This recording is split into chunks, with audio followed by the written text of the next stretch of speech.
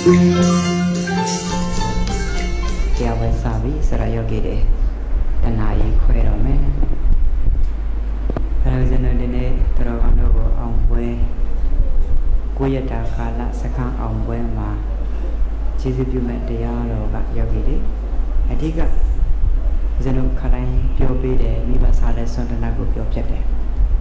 ဒီနေ့လည်းယောဂီတွေမိဘနဲ့ပတ်သက်တဲ့အကြောင်းကိုပဲအချိန်ခြုံပြီးပြောပေးမယ်ပေါ့ယောဂီတွေ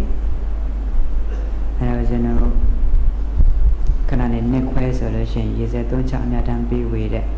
အခမ်းအနားရှိသေးတယ်အဲဒီရှင်မှာဦးဇင်းတို့အဓိကမိဘနဲ့တာသမီကြားထဲမှာအများစုတွေ့ကြုံနေရတဲ့အကြောင်းအရာလေးတွေကိုပြောပေးမယ်အခုလိုဓမ္မသဘင်9ရက်စခန်းကြီးပြီးစီအောင်မြင်သွားတာယောဂီတွေချမ်းမြေ့ဆရာတော်ဘုရားရှင်နဲ့တကွတိုက်တာမှာတောင်းဝင်ကြတော်မူတဲ့ဆရာတော်တန်ခါတော်များဒီမှာရှိတဲ့မဲ့ချီနဲ့တကွအလုံးသောသူတော်ကောင်းတို့ရဲ့ကျေးဇူးတွေကြောင့်ဒီစခန်းပွဲလေးဟာဆဆရရအဆင်ပြေပြီးမှချုံမော့ဆောင်လဲအောင်မြင်သွားပါပြီအဲ့ဒါမှကြာကြီးရေသွန်းချများတန်းပေးဝေပြီးအတီးတီးပဲမိမိတို့ကိုနေရာအခန်းကလေးကိုပြန်ကြမယ်အဲ့ဒါယောဂီတွေကျွန်တော်မှာချင်တာကအထူးပေါ့မိမိတို့အဆောင်လေးမိမိတို့ရဲ့တိုက်ခန်းနေမိမိတို့နေရာဒေသတွေရောက်ရင်လည်းပဲဆက်ပြီးကြိုးစားဖို့အားထုတ်ဖို့ဒါလေးလည်းမှားတယ်ဗျနော်ယောဂီတွေအဲ့ဒါယောဂီတွေအဓိကမိဘနဲ့တာသမီကြားထဲမှာအများစုတွေ့ကြုံရတာလေးပြောပြပါမယ်ယောဂီတွေတကယ်တော့မိဘများဟာကိုယ့်ရဲ့ကျေးဇူးရှင်တွေဖြစ်တယ်အဲဒါကြောင့်အနန္တောအနန္တ၅ပါးထဲမှာယရနာ၃ပါးမိဘဆရာကိုမထည့်ဘူးလည်းယောဂီတွေအဲ့တော့ဒီသူတော်ကောင်းကြီးတွေဟာမပြတ်မထိုက်တဲ့ပုဂ္ဂိုလ်တွေထဲမှာပါတယ်ဒါကြောင့်ခင်မွန်းကြီး10ပါးဆိုတာအလုံးသိတာပဲနော်ယောဂီတွေခင်မွန်းကြီး10ပါးဆိုတာယောဂီတွေတက်နာမသမ္မာသမ္ဗုဒ္ဓမြတ်စွာဘုရားကိုပြောဆိုပါတယ်နှစ်နံပါတ်ကရှင်ပိစေကဗုဒ္ဓသုံးနံပါတ်ကဧကတဝကမဟာတဝကလေးနံပါတ်ယဟန္တာ၅နံပါတ်အမိ6နံပါတ်အဖမမီလာယောဂီတွေတက်နာမကသမ္မာသမ္ဗုဒ္ဓမြတ်စွာဘုရားနှစ်နံပါတ်ကရှင်ပိစေကဗုဒ္ဓသုံးနံပါတ်ကဧကတဝကမဟာတဝကလေးနံပါတ်ကယဟန္တာ၅နံပါတ်ကအမိ6နံပါတ်ကအဖ9နံပါတ်ကကိုယ့်ရဲ့ဆရာသမားတွေကိုယ့်ရဲ့ဗလာတဲ့ကြကဲယောဂီဆရာသမားဆိုတာလောကီမှာလည်းဆရာရှိတာပဲလောကုတ္တရာမှာလည်းဆရာမရှိဘူးလားဗျရှိပါဗျာသင်ဆရာမြင်ဆရာအကုန်ပေါ့ကြားဆရာယောဂီတွေ9နံပါတ်10နံပါတ်ကတလုတ်စားဖူးသူကျေးဇူးတဲ့ယောဂီတွေကျေးဇူးရှင်တွေလောကမှာအများကြီးပါပဲအဲဒါကြောင့်ယောဂီတွေကျေးဇူးရှင်တွေကိုလည်းမပြတ်မတင်ဘူးတဲ့9နံပါတ်ကအများကအလေးဂရုပြုတဲ့တိလဝန္တပုဂ္ဂိုလ်တွေဘယ်လိုပုဂ္ဂိုလ်တွေလဲကဲဥပမာပေါ့ယောဂီတွေရထရွာထဲမှာလူပုဂ္ဂိုလ်ပဲပြောတချို့လူပုဂ္ဂိုလ်တွေတကယ်ကိုဘာသာသာသနာကြီးညိုတယ်လူကြီးမှသိတယ်တိလကိုလည်းထိန်းတယ်အများလည်းသူ့အလေးဂရုပြုတယ်အဲ့လိုပုဂ္ဂိုလ်မျိုးလည်းမပြတ်မကောင်းဘူးတဲ့ရဟန်းတန်ခါပိုင်းဆိုလို့ရှိရင်ဝိနည်းကိုအင်မတန်ထိန်းသိမ်းတဲ့ရဟန်းတော်တွေမရှိဘူးလားဗျရှိပါပါအဲ့ဒါတိလဝန္တပုဂ္ဂိုလ်တွေလေနံပါတ်9အဲ့ဒါမပြတ်မကောင်းဘူးတဲ့နံပါတ်10ကတရားဓမ္မတွေဟောကြားတဲ့ပုဂ္ဂိုလ်တဲ့နံပါတ်10ပါတယ်လေဗျအဲ့ဒါခင်မွန်းကြီး10ပါးလို့ခေါ်တယ်ဘာလို့ခေါ်တာလဲခင်မွန်းကြီး10ပါးပေါ်မှာ10ပါးလုံးပြတ်မမဟုတ်ဘူးတဦးတလေပေါ်မှာပြတ်မမယ်ယောဂီတို့ဦးဇင်းတို့လောကမှာလူတစ်လုံးသူတစ်လုံးဖြစ်ဖို့မတွေ့တော့လူတစ်လုံးသူတစ်လုံးမဖြစ်နိုင်တယ်လို့ခင်မွန်းကြီး10ပါးပေါ်မှာမာထားပြီးလို့ရှိရင်မတောင်းမှမချင်းမလန်းဖူလန်းနေပိတ်နေတယ်တောင်းမှလည်းမက်ဖို့တကားတွေပွင့်သွားတယ်တောင်းမှလည်းမပဲဖြစ်သွားအဲကြောင့်ယောဂီတွေအနိကတယောဂီတို့ဦးဇင်းတို့ကျေးဇူးများတာကမိဘနှစ်ပါးမဟုတ်ဘူးလားယောဂီတွေအဲ့ဒီမိဘနှစ်ပါးဟာယောဂီတွေစာပေတွေကတော့ဘယ်လိုတင်စားလဲဆိုတော့ဥပမာပေးတာလေးရှိပါတယ်ယောဂီတွေအမိဝမ်းကြာတိုက်မှာရင်သွေးလေးတန်နေတီတော့မိဘနှစ်ပါးလုံးကတို့သားလေးတို့သမီးလေးအတွင်းမှာရှိတဲ့ရင်သွေးလေးကဖြူသလားမဲသလားမသိဘူးဘယ်တော့မှခြေလိုက်ငါစုံလင်စာနဲ့လူပြူလူတော့ခါတည်းရောက်လာပါလိမ့်မလဲလို့တဖွာဖွာမြစ်တာတွေဖြစ်တယ်တဲ့ဒါမိဘရဲ့တက်နာမှာမြစ်တာနဲ့နံပါတ်ကယောဂီတွေမွေးဖွားလာပြီးတဲ့ဟိုပကက်ထဲမှာတိတ်ထားတဲ့အချိန်ပဲဖြစ်အနီးထုံနဲ့ထားတဲ့အချိန်ပဲဖြစ်ချင်းကြိုက်လို့ငိုမယ်နှုတ်စာလို့ငိုမယ်အညစ်အကြေးဆွလို့ငိုမယ်ကဲယောဂီတွေအဲ့ဒီရင်သွေးလေးရဲ့ငိုသံကြားရင်မိဘနာနေလို့မသာတော့ထိတ်ထိတ်ပြက်ပြက်နဲ့တခါလဲသားသမီးရှိသွားပြီးတော့မှ ပြာရခတ်နေတာလည်းမရှိဘူးလားရှိပါတယ်ဗျာအယံကရုဏာဖြစ်တယ်တဲ့အယံဘာဖြစ်တာလဲရင်သွေးလေးအချိန်တန်တော့ပြေးလွားကစားတဲ့အရွယ်ရောက်ကိုမျက်စိရှိမှပြေးလွားကစားနေတာမှမြင်ရရင်အယံမုဒိတာဖြစ်တယ်တဲ့အယံဘာဖြစ်တာလဲမုဒိတာဖြစ်ပါဗျာဒီနေ့ကျတော့ရင်သွေးလေးတွေပညာတွေပြည့်စုံလို့အချိန်တန်အရွယ်ရောက်အိမ်တော်ရသားတွေကြောက်တဲ့နဲ့တကြီးကိုရောက်ကိုနဲ့လဲဝေးတော့မိဘများအနိကကိုနေနဲ့ဘာမှမကြည့်နိုင်တော့အဝေးမှာရှိတဲ့သားသမီးတွေသူမိသားစုနဲ့အဆင်မပြေရလားအဝေးရနေလေယောဂီတွေဥပ္ပခါသဘောတွေဖြစ်နေတယ်ဘာတွေဖြစ်နေဥပ္ပခါသဘောတွေဖြစ်ပါလေခြုံလိုက်တော့မေတ္တာကရုဏာမုဒိတာဥပေက္ခပြင်မစိုးတရား၄ပါးပြင်မစိုးတရားဘယ်နှပါး၄ပါးအဲ့ဒီ၄ပါးနဲ့ပြည့်စုံတဲ့မိဘများဟာပြင်ပါပဲတဲ့မိဘများပါတယ်လေဗျပြင်ပါပါဗျာအဲ့ဒီလိုဗျမာနဲ့တူတဲ့မိဘများကိုယောဂီတို့ဥစဉ်တို့ကကာယကနဲ့တော်၎င်းဝစီကနဲ့တော်၎င်းမနောကနဲ့တော်၎င်းပြတ်မှမယ်ဆိုလို့ရှိရင်ကဲကြီးလေးတဲ့အပြစ်တွေမဖြစ်သွားဘူးလားဖြစ်ပါပါဗျာအဲကြောင့်ကိုကျေးဇူးရှင်တွေကိုမပြတ်မှပါနဲ့ကျေးဇူးရှင်တို့အမြဲတမ်းကိုအောက်မေ့ပါအမြဲတမ်းတရိယာပါမကောင်းလားယောဂီတွေဟုတ်ပါပါဗျာတဘာဝသွေးသားကနေသွေးအဖြစ်ကနေနှုတ်ဖြစ်ပြောင်းလဲသွားတဲ့မိဘရဲ့မေတ္တာကြီးမလို့လားမကြီးမလို့လားကြီးမလို့ပါဗျာကဲယောဂီတွေလူသားမိဘမပြောပါနဲ့တိရစ္ဆာန်မိဘလေးတွေပဲကြည်ပေါ့ကျက်မကြီးကတခါတဲ့ကြက်ကောင်လေးတွေပေါက်ပြီဆိုရင်ကြက်ကလေးတွေကိုလေယောဂီတွေတခါတဲ့သူခေါ်သွားတယ်ကတော့နဲ့အစာလေးရှာကျွေးသူရဲ့ခြေတွေနဲ့ရက်အာရပါရရဲ့အစာတွေတွေ့နှုတ်သီးနဲ့ကြိုက်ပြီးပြစ်ချတယ်သူမစားဘူးနော်အမေကိုယ်တိုင်တော့အငတ်ခံတယ်ဗျရင်သွေးလေးတွေကိုရအောင်ကျွေးတယ်ရင်သွေးလေးတွေဘာလုပ်လဲရင်သွေးတွေဝါပြီဆိုမှသူစားတယ်ဗျတခြားလားမိခင်မြတ်တာလားမိခင်ပါဗျာလူလားတိရစ္ဆာန်လားတိရစ္ဆာန်မှာတော့ဒီလောက်တိတတ်ရင်ယောဂီတို့ဦးဇင်းတို့လူသားမိဘဆိုရင်တော့ပြောဆိုကြရလူသေးလားဗျလူပါဗျာကဲယောဂီတွေအဲ့ဒီကြက်မိခင်ကြီးကဘာလုပ်တယ်လဲသူကြက်ကလေးတွေကိုလေခေါ်သွားရင်နဲ့အပေါ်ကနေသိမ်းစွန်တို့နောက်ယောဂီတွေကြီးတို့ကဝဲနေပြီဆိုရင်မိခင်ကြက်မကြီးကကတော့နဲ့ခေါ်ပြီးမှသူ့ရဲ့ရင်မအောက်ထဲကိုသိမ်းကျုံပြီးတော့မှအတောင်မှနဲ့ဖြန့်အုပ်ပြီးအန္တရာယ်ကာကွယ်ပေးတယ်အန္တရာယ်ဘာလုပ်ပေးတယ်ကဲယောဂီတွေအဲ့ဒီအန္တရာယ်လွတ်လောက်ပြီဆိုမှသူအစာရှာကျွေးမယ်ဗျဟုတ်ကြက်ခောက်တဲ့ကိုခေါ်သွားမယ်ဗျသူရင်သွေးတွေကိုတခါတောမီးတွေလောင်လို့ရှိရင်အဲ့ဒီမီးတွေသူ့ရင်သွေးကိုလောင်မှာဆိုလို့အတောင်မှနဲ့မီးတွေကိုအာရပါရငြိမ်းရင်နောက်ဆုံးအတောင်မှမီးဆွဲပြီးတေဝဲဝင်သွားတဲ့မိခင်တွေလည်းမရှိဘူးလားရှိပါဗျာတခြားလားကြက်မမိခင်ကြီးလားကြက်မမိခင်ပါသူအသိဉာဏ်လေးနဲ့သူကဲရှာတယ်နော်သူအသိဉာဏ်လေးနဲ့သူရင်သွေးလေးကိုမဆောင်ရှောက်ဘူးလားဆောင်ရှောက်ပါဗျာအဲ့ဒါပဲယောဂီတွေမိဘများသားသမီးနဲ့ပတ်သက်ရင်ဘယ်တတ္တိတွေရလာမှမသိဘူးနော်ယောဂီတွေဘလို့အန္တရာယ်နဲ့ကြုံမိဘများမှာတတ္တိအပြည့်ရှိတယ်မရှိဘူးလားရှိပါဗျာကဲယောဂီတို့ဦးဇင်းတို့ငယ်တုန်းကကြည့်အရင်တုန်းကအဖေတယောက်တည်းလှုပ်ကြွတာသားသမီး10ယောက်12ယောက်မကြွဘူးလားကြွပါဗျာဒီသားသမီးတွေကိုကြောင်းလဲထားပေးနိုင်တယ်စာဝတ်နေကြမ်းမကြီးဘာမှလက်ကြည့်စရာမလိုကဲမိဘရှာစင်တုန်းကလေဒီနေ့အဲ့ဒီမိဘကိုသားသမီး4-50ယောက်ဝိုင်းကြွေးတာတောင်မှနောက်ယောဂီတွေတိတ်မပြည့်စုံချင်ဘူးဟုတ်တယ်မလားယောဂီတွေမကွာဘူးလားကွာပါဗျာမေတ္တာချင်းကွာသွားပြီလေဘာချင်းကွာသွားပြီလဲမိဘများကအင်မတန်မေတ္တာကြီးမှတော့သိရင်သွေးလေးတွေကိုနောက်ယောဂီတွေလိုအပ်တာမှန်တယ်များအကုန်ဖြည့်ဆည်းပေးတယ်ဖြည့်ဆည်းပေးတဲ့အတိုင်းလည်းပဲသူ့ဟာနဲ့သူတစ်ခုပြီးတစ်ခုပြည့်စုံဖြစ်သွားတာလည်းမရှိဘူးလားရှိပါတယ်ဗျာအဲ့ဒါကြောင့်ကိုသားသမီးတွေကိုဘယ်သားသမီးကိုမှမခွဲခြားဘူးကြောင်းပြအောင်ထားနိုင်တယ်ကဲယောဂီတွေလူတို့သူတို့ဖြစ်အောင်သူလုပ်ပေးနိုင်တယ်မလုပ်ပေးနိုင်ဘူးလားလုပ်ပေးနိုင်ပါဗျာတခြားလားမိဘကျေးဇူးတွေလားမိဘကျေးဇူးပါဗျာအဲ့တော့ယောဂီတွေတချို့တွေကြီးပေါ့နော်တချို့ငါးတွေဟာသူတို့သားကောင်လေးတွေပေါက်ပြီးဆိုရင်တခါတဲ့ငါးဦးကြီးကိုအစာရှာကျွေးအန္တရာယ်နဲ့ကြုံရင်မိခင်ငါးမရပါဇက်ကိုအစွမ်းကုန်ဟာပလိုက်တော့ငါးသားပေါက်တဲ့ပါဇက်ထဲဝင်သွားတယ်အန္တရာယ်ကြောက်လို့ပြီးရင်ငါးတွေအပြင်မှာမရှိတော့ဘူးအသေးလေးတွေဆိုပါဇက်ကိုငုံထားတယ်မိခင်ကြီးကအန္တရာယ်လွတ်လောက်ပြီဆိုမှအာရပါရလေကိုမုတ်ထုတ်လိုက်တော့ငါးသေးသေးလေးဂျွန်းလာပြီးအပြင်ထွက်လာတယ်အကလုံးအသက်ရှင်နေအန္တရာယ်ကင်းတယ်တခြားလားမိခင်မြတ်တာလားမိခင်မြတ်တာပါဗျာအန္တရာယ်ကိုကာကွယ်ပေးတာဘာကိုကာကွယ်ပေးတာအန္တရာယ်ကိုကာကွယ်ပေးတာကဲယောဂီတွေအိမ်မှာမွေးထားတဲ့ခွေးလေးတွေကြည့်ပေါ့နွားမတွေကြည့်ပေါ့အဲ့ဒီခွေးတွေကခါတိုင်းတော့မလေးဘယ်သူမှမကြိုက်တတ်ဘူးခွေးမဆိုးရင်ပြောပါလေခွေးဆိုးရင်တော့ကြိုက်မှာပေါ့နော်ခွေးမဆိုးဘူးဆိုလို့ရှိရင်အင်မတန်မှခွေးလေးကလိမ့်ပါတယ်ခွေးမကြီးကသူသားပေါက်တဲ့နေရာစားပြီးဘေးမှာတစိမ့်မကန်နဲ့အကုန်လိုက်ကြိုက်ပါပဲတကယ်တော့ကြိုက်ချင်လို့မဟုတ်သူရင်သွေးတွေကိုကာပါပေးတာရင်သွေးတွေကိုဘာလုပ်တာလဲ အိမ်မှာမွေးထားတဲ့နွားမကြီးပေါ့နွားမဆိုတာခွေးတဲ့ထုံးစံတော့မရှိပါဘူးဒါပေမဲ့သားပေါက်ပြီဆိုရင်ဒဇိမ့်လာမကန်နဲ့အကုန်လုံးခွေးမယ်ဟုတ်တယ်မလားယောဂီတွေတခြားလားအန္တရာယ်ကိုကာကွယ်တာလားတခြားလားမိဘမြတ်တာလားအဲ့ဒီလိုတရိษံတွေရဲ့မြတ်တာမိဘမြတ်တာတော့ဒီလောက်ကြီးမားရင်ယောဂီတို့ဦးဇင်းတို့လူသားမိဘတော့ထဲမတွက်နဲ့လေခရစ်ယာန်ပဲဖြစ်ဖြစ်အစ္စလာမ်ပဲဖြစ်ဖြစ်ဟိန္ဒူဗျမနပဲဖြစ်ဖြစ်ဗုဒ္ဓဘာသာပဲဖြစ်ဖြစ်အမေရအမေပဲအဖေရအဖေပဲအမေရဖေရဖေပဲဟုတ်တယ်မလားယောဂီတွေ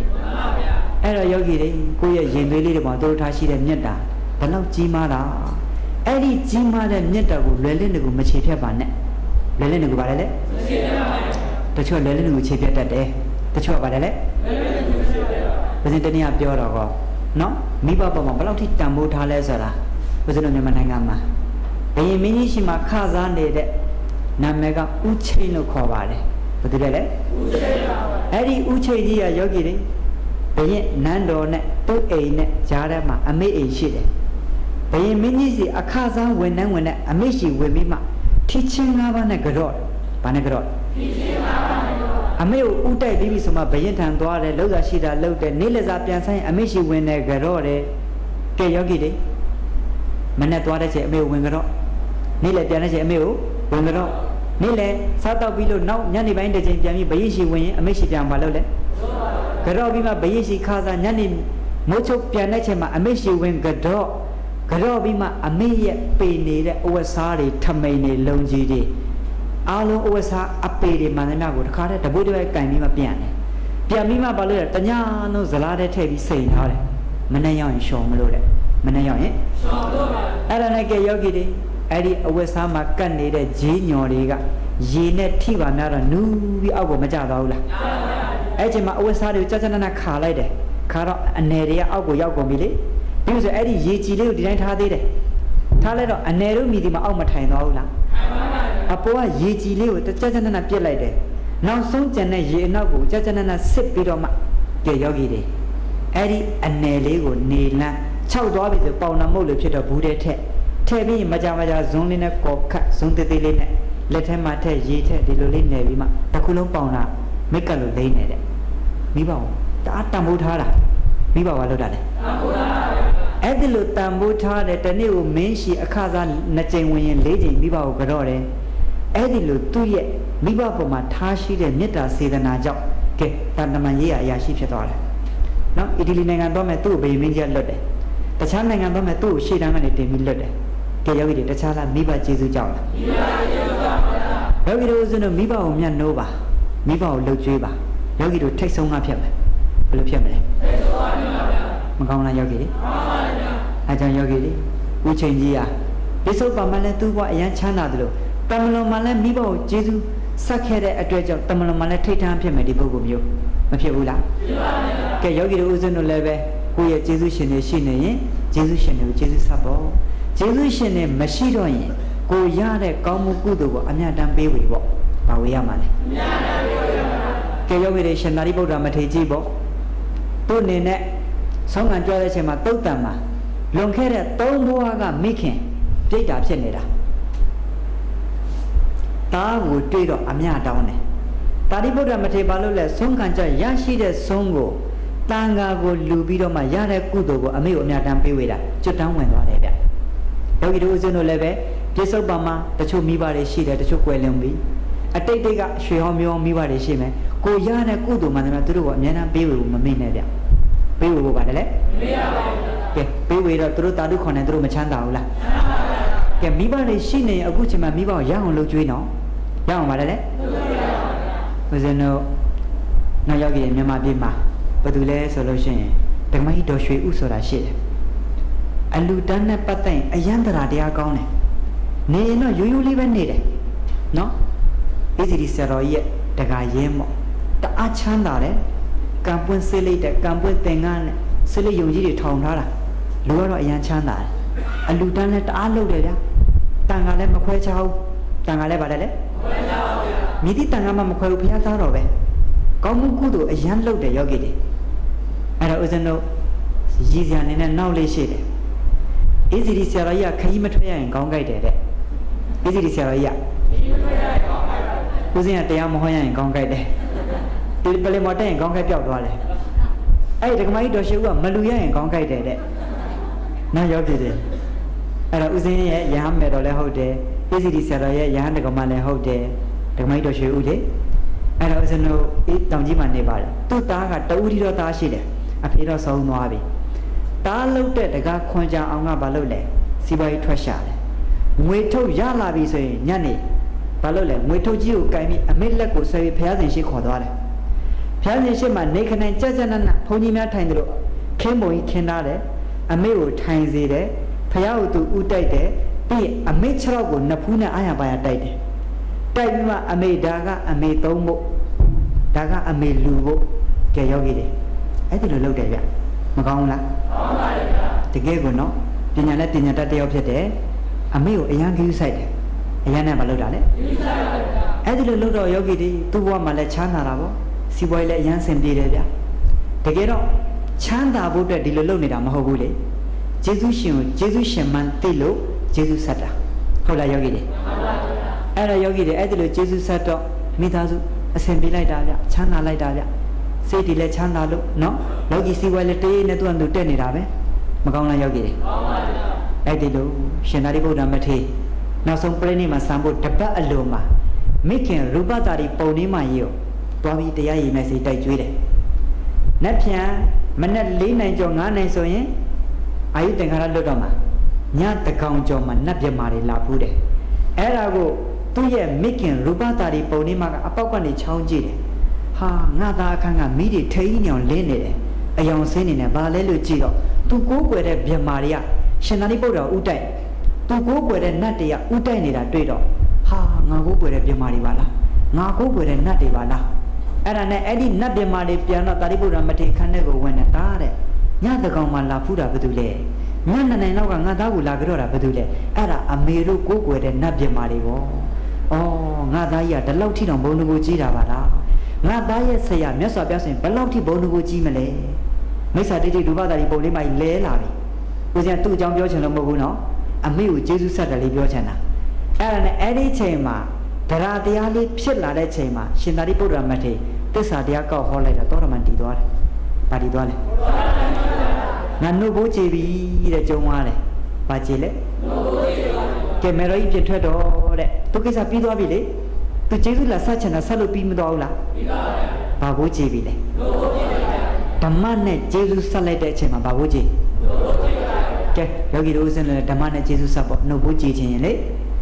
ဦးဇင်းဇတ်တရားတော့ပြက်လုံးနေနဲ့ပြောတယ်မြတ်စွာဘုရားတော့နှုတ်ဖို့မကြည်ဘူးလို့မပြောဘူးလားပြောပါဘူးဇတ်ကတော့သူပြောချင်တယ်လို့ပြောမှာပေါ့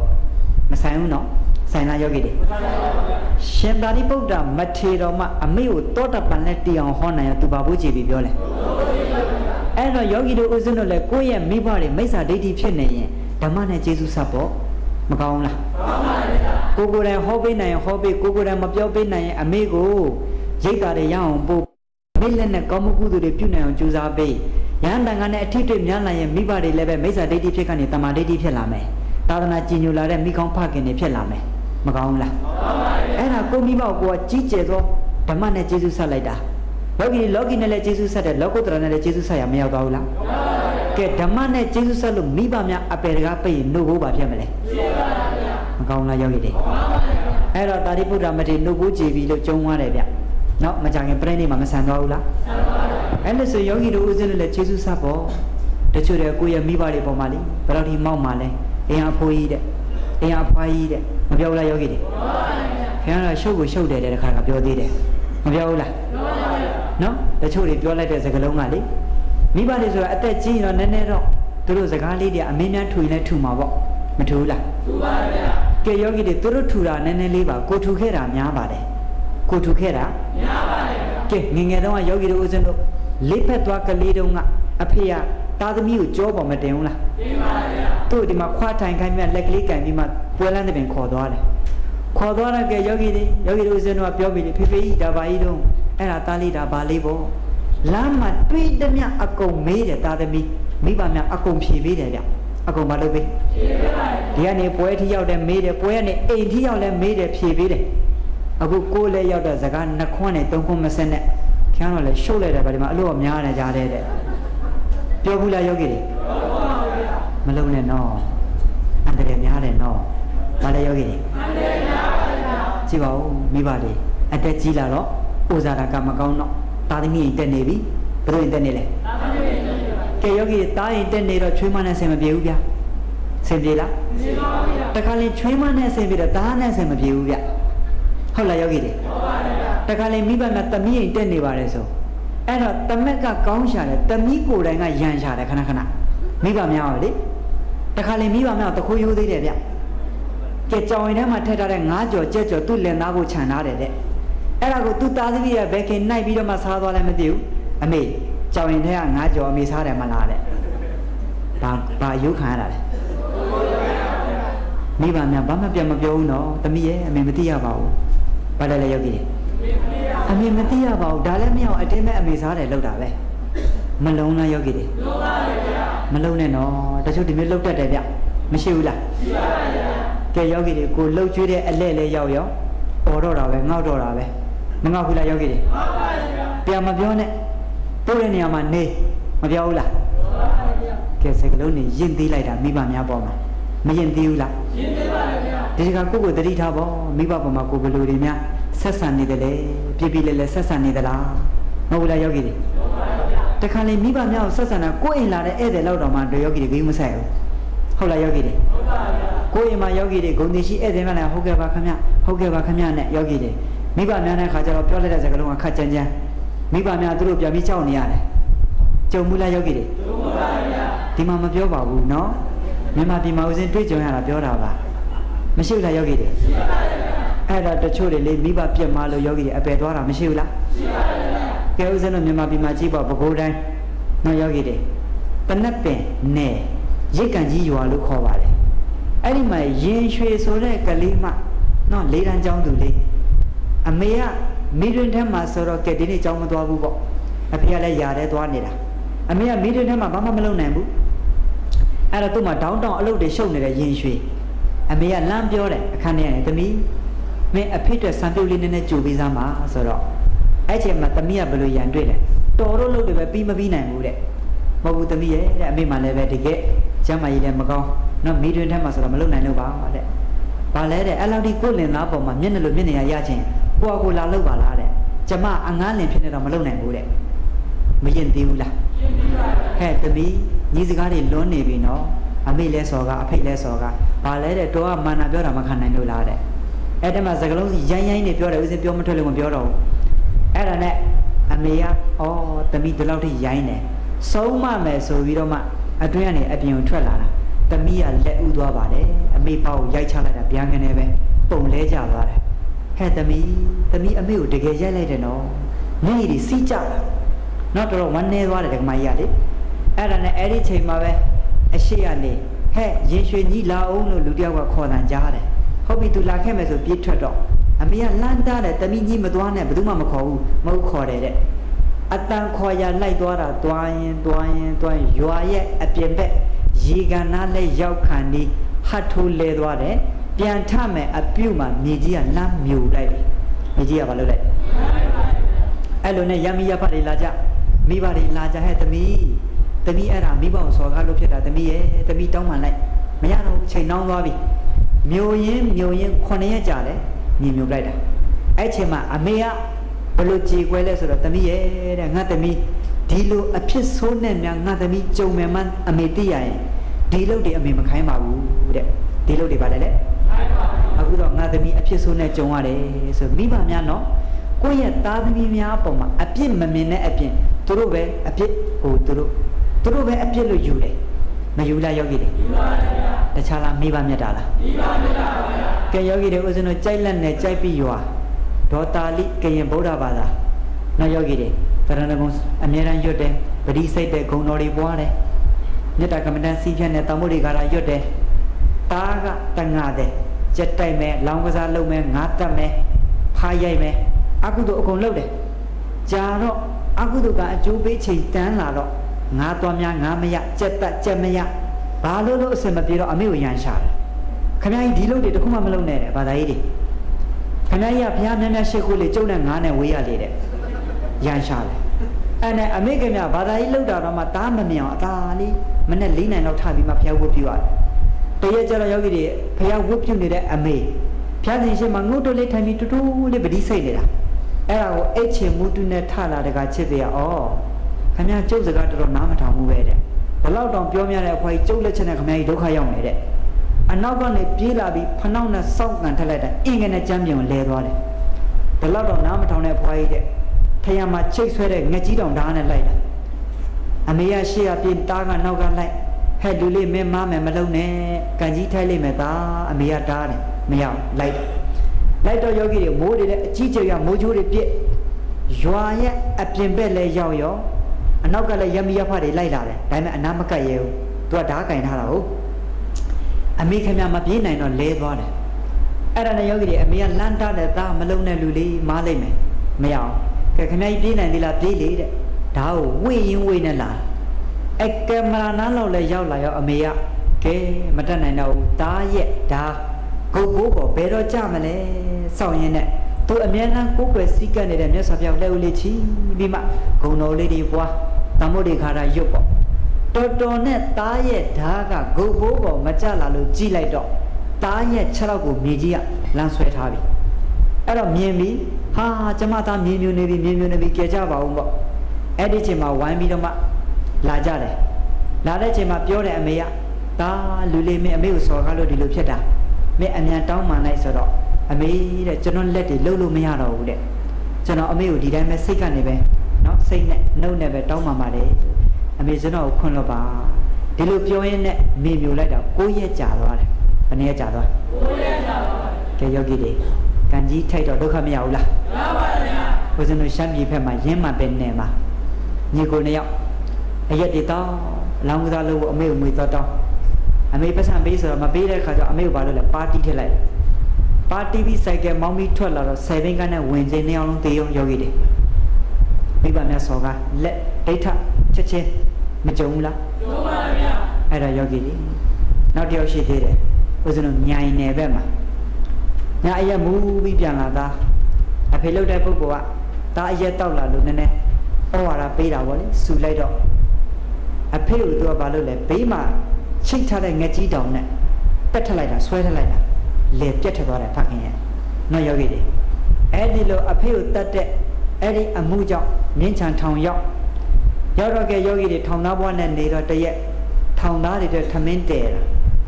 ာအဲ့တော့သူကဘာတဲလဲဆန်တွေကိုခေါင်းပေါ်ရွက်ပြီးလာယူနေတော့ကြွတ်ပူနေတယ်အဲ့ဒီမှာဆန်ထက်ဖို့ဒုက္ခနိုင်ရဘယ်လိုဖြစ်ဖြစ်ဝင်သွားလဲမသိဘူးချော်ပြီးမှမိုးပြဲတယ်ကြာအမှတေရောယောဂီတွေနော်သူတော်ကောင်းကြီးတွေပြက်မှာတော့ကဲယောဂီတွေအရှင်လက်လက်အဝိစီးမြောက်ကနေမှယင်းနေကြက်ပူတယ်မဝင်သွားဘူးလားဝင်ပါပါဗျာအဲ့ဒါကြောင့်ယေရှုရှင်တွေပေါ်မှာပြက်မှာရင်ချက်ချင်းဒုက္ခမရဘူးလားမှန်ပါဗျာအဲကြောင့်ယောဂီတို့ဦးဇင်းတို့လည်းကိုယ့်ရဲ့ယေရှုရှင်တွေကိုနှလုံးသွင်းမမားမိစေနဲ့နှလုံးသွင်းပါတယ်လေမမားမိစေပါဗျာနောက်ရှိသေးတဲ့ဦးဇင်းတို့ဟင်္ဒရာနယ်မညွတ်မေဆိုတာအဲ့တော့အမေခမမိခင်ဒေါခင်ကြီးကဘုဒ္ဓကျော်ရောင်းစားတဲ့ဘဝသမီးက9တန်းကျောင်းသူအဲ့တော့သမီးကဘယ်လိုပူဇာလဲဆိုတော့ပူဇာရှာတယ်အမေတဲ့သမီးအင်္ဂလိပ်ကျောင်းတက်ချင်တယ်တဲ့အင်းတို့ဦးဇင်းတို့မြန်မာနိုင်ငံမှာအင်္ဂလိပ်ကျောင်းတွေဒါခက်စားတယ်လေအဲ့လိုဆိုတဲ့ခါကျတော့ကဲအင်္ဂလိပ်ကျောင်းကအမေကမထားနိုင်ဘူးဈေးကကြီးတယ်သို့တော်လည်းသမီးဖြစ်ချင်တဲ့စံတော်ကိုဖြည့်ပေးတယ်ကောင်းပြီသမီးထားပေးမယ်ပေါ့အင်္ဂလိပ်ကျောင်း၄တန်းနေစထားအဲ့တော့ဘုဒ္ဓကျော်ရောင်းစားတာအဲ့ဒါနဲ့မလောက်တော့အမေသူများရှင်မှာကြမ်းတိုက်တယ်အဝိလျှော်တယ်သမီးလေးစိတ်ချမ်းသာအောင်ပါပဲလဲဆိုတော့သမီးကျောင်းအင်္ဂလိပ်ကျောင်းတက်နိုင်မှုတဲ့အမေအားတဲ့ဘုဒ္ဓကျော်ရောင်းနေတယ်မလောက်တော့သူများရှင်မှာတော့ဆေးလိပ်ဖင်စီကန်လေးတွက်ညတ်တယ်တဲ့တကယ်တော့ဆေးလိပ်ညတ်တာလားအဝိလျှော်တယ်လို့လုပ်တာလားအဝိလျှော်တယ်ပါဗျာတခြားလားမိဘမြတ်တာလားမိဘမြတ်ပါဗျာတာသမီးညဉ့်ညင်သွားမှာကိုဘလို့မှမလိုလားဘူးနော်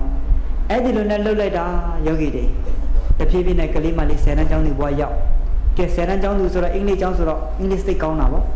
ကောင်းတော့ဟင်္ဒရာမြို့မှာဈေးလေးဖြစ်ဈေးမလေးဖြစ်တော့ကဲယောဂီတွေအမေနဲ့သမီးနဲ့ဟင်္ဒရာမြို့ကိုတက်နေတိုက်ခန်းလေးငားပြီးမှအမေကအကြော်ရောင်းလို့သမီးကဈေးမအလုပ်ဆိုတော့နည်းနည်းချောင်လာတာပေါ့ဗျာတရက်ကျတော့ဟင်္ဒရာမြို့ကိုတာဝန်ကျတဲ့မြို့အုပ်ဘာမောင်ဆိုတာရောက်လာတယ်ရောက်လာတော့ကဲအဲ့ဒီရုံးမှာတူတူအလုပ်လုပ်တော့ကြာတော့လူငယ်တဘာဝတုံးနဲ့တူမေတ္တာမြတော့ကဲယောဂီတွေမညွတ်မေကိုပြောပါတယ်ကိုဘာမောင်ပါမညွတ်မေအိမ်လိုက်လေပြစေလို့ပြောတော့ မညွမေဘယ်လိုနှလုံးသွင်းလဲဆိုဟာငါမေရသပင်ဖွာလာကြီးနဲ့ကောင်းမှလည်းစီမလူပါမလူအကြော်ကြော်ရောင်းစားတဲ့ဘဝအဲ့ဒီလိုအဖြစ်တစ်နှစ်ကိုမြင်သွားရင်ငါကမြို့အုပ်ကြော်ဖြစ်ကနေဝေးတော့မှာမောင်ရဲတဲ့နောက်အချိန်တန်တော့ရောက်တာပေါ့တဲ့မခေါ်တော့တရက်ကျတော့အဲ့ဒီလိုရုံးပိရက်တရက်မှာမညွမေအိမ်မှာရှိနေတဲ့အခိုက်မှာကိုဘမောင်ရောက်လာတယ်လိပ်စာမေးပြီးမှအပြည့်နဲ့လမ်းခေါ်တယ်မညွမေဆိုတော့လမ်းကြည့်တော့ဟာကိုဘမောင်ဖြစ်နေတယ်ဟာမောင်အိမ်လိုက်လာတယ်ပေါ့နော်သွားခရီးဦးကျိုးခေါ်လာတယ်အထဲကိုခတ်တုတ်လေးဝင်ပြီးတော့မှအမေကိုခါတဲ့လက်ကလေးနဲ့ဆွဲပြီးတော့မှမိဖို့ကြောင့်မနေအပြင်ထွက်မလာနဲ့တဲ့တစ်ချက်လို့အမိပဲနော်အဲ့ဒါနဲ့အမေလည်းဘူးမသိမသိမိဖို့ကြောင့်မကုတ်နေရတာပေါ့ဗျာအဲ့ဒါနဲ့စကားပြောတော်ကြာတော့အမေကအဲဝတ်ကြည်ချင်တော့တမီးတဲ့အဲ့တဲ့ကော်ဖီတစ်ခွက်လောက်ဖြော်လိုက်ရမလားတဲ့အဲ့ဒီလိုလေးပြောတော့ကဲယောဂီကိုဘမောင်မကြားတော့ဘူးလားကြားတော့ပါရဲ့အဲ့တော့ကိုဘမောင်ပြောတယ်ဟာမညမေအဲ့ဒါဘာတူလဲတဲ့အမေလားတဲ့အမေဆိုရင်ခေါ်လိုက်ပါသူစကားပြောချင်တယ်တဲ့အဲ့ချိန်မှာမညမေပြောလိုက်တဲ့စကားလုံးကဟာအဲ့ဒါအမေမဟုတ်ဘူးတဲ့အိမ်မှာတောက်တူမရတွေခိုင်းဖို့ခေါ်တော့တဲ့အိမ်ကအစီကံမကြီးပါတဲ့အိမ်ကပါလေလေအစီကံမပါအဲ့တော့အမေနေရာမှာနေပေးကြည့်ဘယ်လောက်ဝမ်းနေမလဲဘယ်လောက်ခံစားရခက်မလဲကိုမွေးတဲ့သမီးကကို့ပြန်ပြီးပါပြောတာလေအစီကံမတဲ့အဲ့ဒါနဲ့ယောဂီတွေတော်တော်ကြာသွားတဲ့အချိန်မှာကဲကိုဘမောင်ပြောလဲဆိုကဲမညွမေရဲ့တဲ့ဘာမှလုပ်မနေပါနဲ့တဲ့ဒီနေ့ညစာအပြင်မှာစားရအောင်တဲ့အဲ့ဒါနဲ့မညွမေနောက်ဆုံးကိုဘမောင်နဲ့လိုက်သွားခါနေမှာအမေကပြောလဲဆိုကဲအမေကြီးတော်ခင်ကျမတော်တော်ဘာမှလုပ်မနေနဲ့ကိုချက်စားတယ်ကျမဒီနေ့အပြင်မှာစားမယ်တဲ့နောက်ယောဂီတွေအဲ့လိုနဲ့သွားခက်လိုက်တယ်မကြခင်မှာယောဂီတွေအဲ့သူတို့ယုံမှရှိတဲ့ပုဂ္ဂိုလ်တွေနဲ့သူတို့နဲ့ယဉ်နေတဲ့ပုဂ္ဂိုလ်တွေနဲ့ဖိတ်ပြီးတော့မှတခါတည်းမင်္ဂလာပွဲလေးကျင်းပသမီးမင်္ဂလာပွဲသမီးပြောလို့အမေမသိရပါဘူးပတ်ဝန်းကျင်ကတဆင့်ပြောလို့သိရတယ်သမီးမင်္ဂလာပွဲကိုအမေတက်တော့မတက်နိုင်လိုက်ဘူးတက်ခွင့်လည်းမရှိဘူးဖိတ်လည်းမဖိတ်ဘူးပြောလည်းမပြောဘူးခေါ်လည်းမခေါ်တော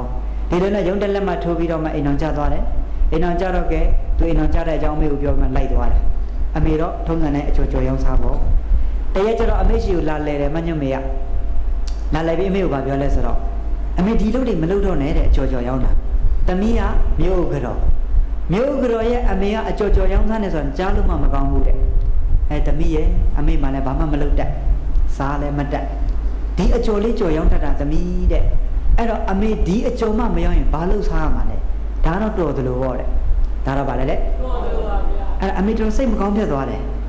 သမီးတဲ့အမေမျက်နှာကြည့်စားနေကြည့်တယ်ကောင်းပြီသမီးပြန်တော့တဲ့အမေပါလားအမေတော်တယ်လို့ပဲနေတော့မယ်တဲ့အဲ့နဲ့သူပြန်သွားတယ်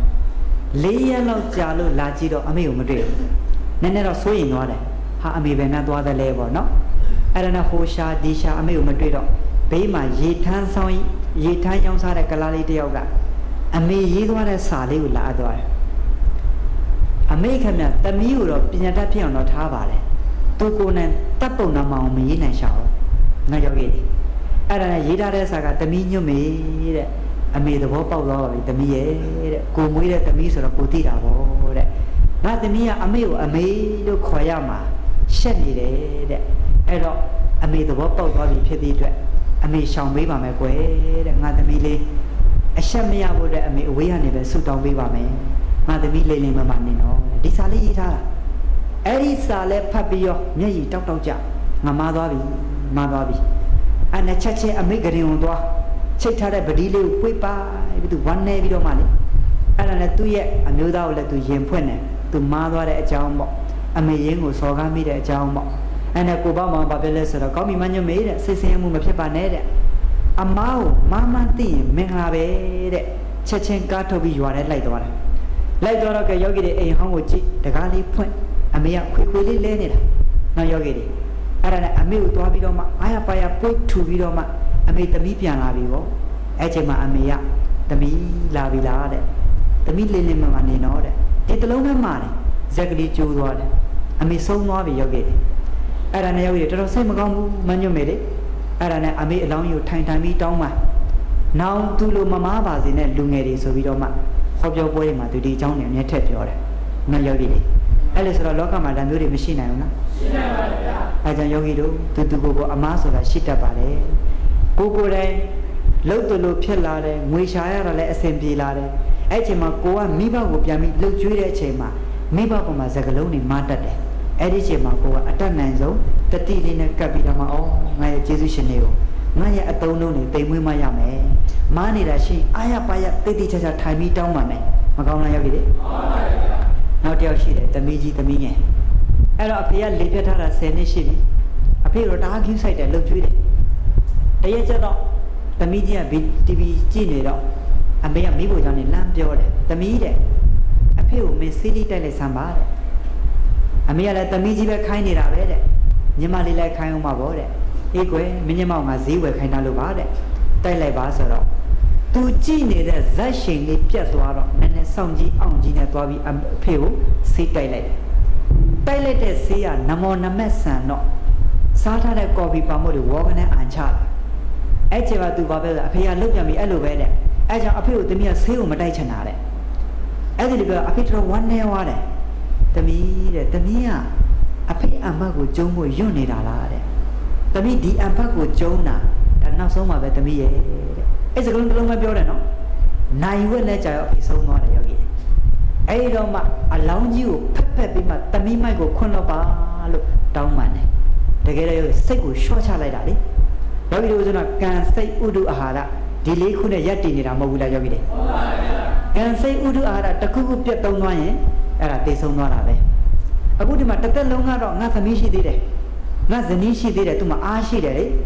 အခုသမီးပြောလိုက်တဲ့စကားလုံးကပြင်းထန်တော့အဖေမခံစားနိုင်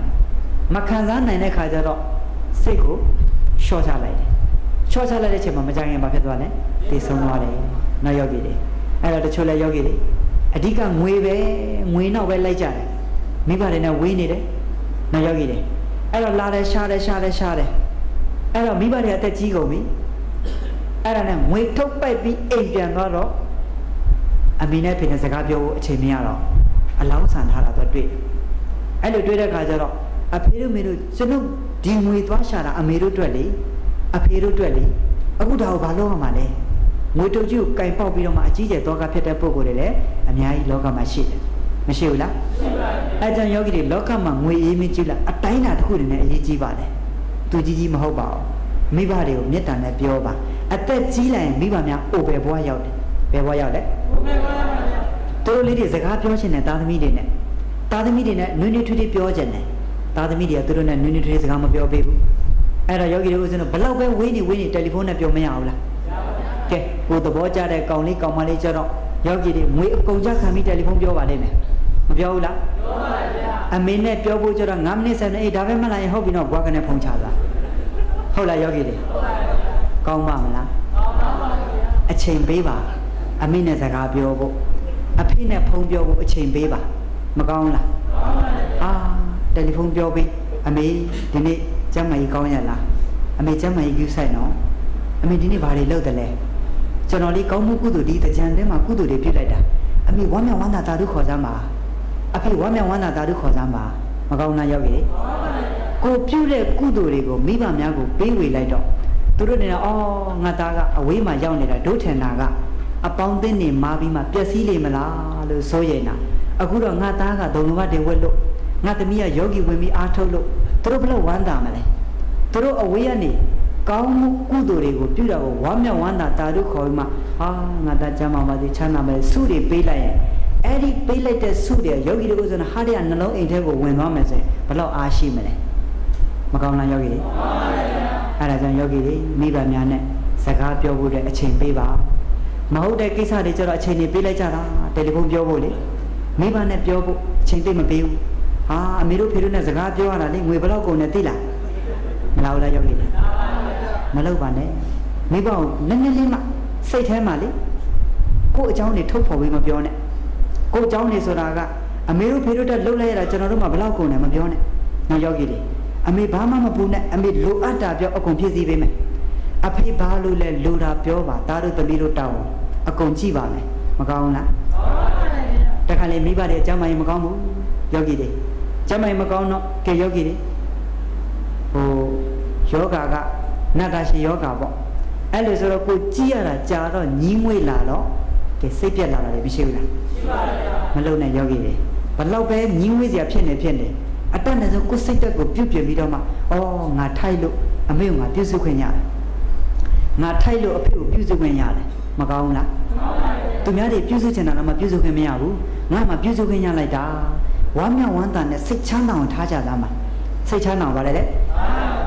အဲ့တော့ယောဂီတို့ဦးဇင်းတို့မိဘများကိုနည်းနည်းလေးမှစိတ်ဆင်းရအောင်မလုပ်နဲ့နည်းနည်းလေးမှပါလေတဲ့စိတ်ဆင်းရအောင်မလုပ်ပါဘူးမိဘများအရှိမဘလောက်ကိုမှလေအစင်မပြေမှုတွေဖြစ်နေပါသေးမိဘရဲ့အရှိရောက်လို့ရှိရင်စိတ်ချမ်းသာအောင်ပြောပေးဟာအမေတို့ဖေတို့ဘာမှမพูดနဲ့ငွေတက်စကားမှမပြောနဲ့အကုန်ဖြည့်ဆည်းပေးမယ်အမေဘာဖြစ်ချင်လဲပြောမကောင်းလားယောဂီတွေအခုကျတော့ယောဂီတွေမိဘတွေရှိရောက်လို့ရှိရင်ကျုပ်ကဘဲတက်ဘာလို့လဲတာဘလို့ကုံသွားတာအကြီးကျယ်ညီးတော့သူတို့ဘာမှမဟရဲတော့မိဘတွေဒါမျိုးတွေမရှိဘူးလားရှိပါတယ်ဗျာဒီကမိဘများအဲ့လိုမလုံးနဲ့ဗျလောက်ရမှာလားမလုံးနဲ့ဆွမ်းနံတော့ကျေးဇူးဆက်ဆွမ်းနံတော့ဗါတယ်လေကျေးဇူးဆက်ပါဗျာနော်ယောဂီတွေအဲ့ဒီလိုဆိုတော့နောက်ရှိသေးတယ်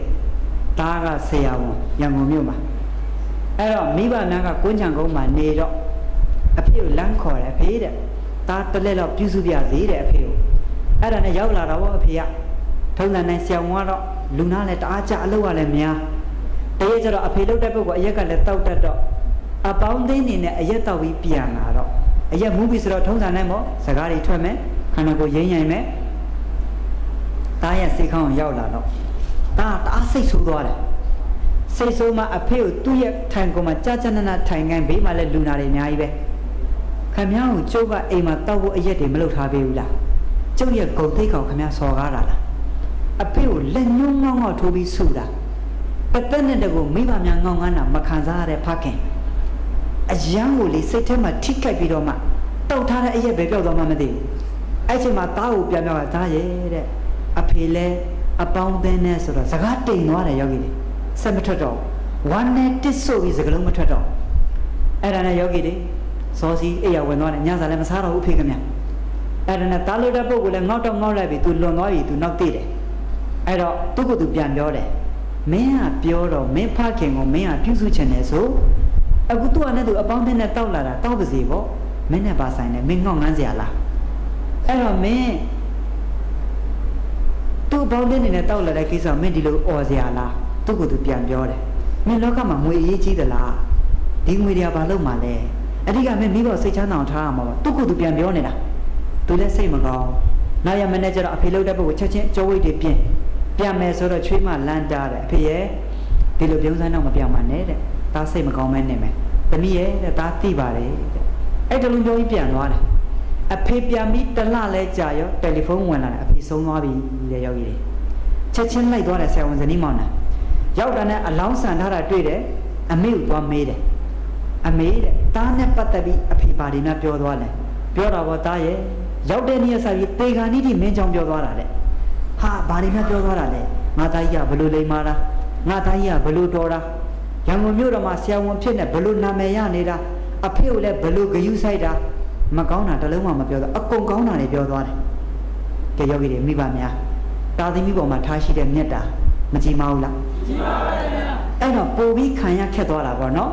အော်သူ့မကောင်းကြောင်းနေမှာပြောသွားသလားဆိုတော့ဘယ်ဟုတ်မလဲတာကြီးကဘလို့လိမ္မာတာအဖေကိုဘလို့ဂယုဆိုင်တာဒါတွေပဲအဆဆုံးပြောသွားတယ်တဲ့ရောက်တဲ့နေ့ကစပြီးတစ်သက်လုံးတောက်လာတဲ့အရက်တိကနဲ့ဖြတ်လိုက်တော့အဲ့ဒီဒဏ်လည်းဖြစ်မှာပေါ့သားရဲ့အဲ့ဒါကြောင့်မင်းခမဲတော်ကြီးရုတ်တရက်ကွယ်လွန်သွားတယ်တဲ့အဲ့ဒီခါမှာအလောင်းကြီးကိုအားရပါရကြော့ပြီးတောင်းပါနဲ့ကဲလောကမှာဒါမျိုးတွေမရှိဘူးလားရှိပါတယ်ဗျာအဲ့ကြောင့်ယောဂီတို့ဆိုတော့ကိုကျေးဇူးရှင်တွေပေါ်မှာအတတ်နိုင်ဆုံးမမအောင်ထိမ့်မယ်မမအောင်ပါတယ်လေထိမ့်ပါဗျာဘုဇင်းတို့ဒရိုက်တာဥတုခတစ်ချိန်တော့ချမ်းသာပါတယ်နောက်ပိုင်းယောဂီတွေအိမ်တော်ရဲ့သားတွေကြမိဘတွေလည်းဆင်းရဲအဖေကလည်းနှောင်းနှောင်းပြုတ်အမေဝီးကတော်ထဲမှာပဲကြိုက်လက်နေမှာနောက်ယောဂီတွေကြိုက်လက်မျိုးပေါ့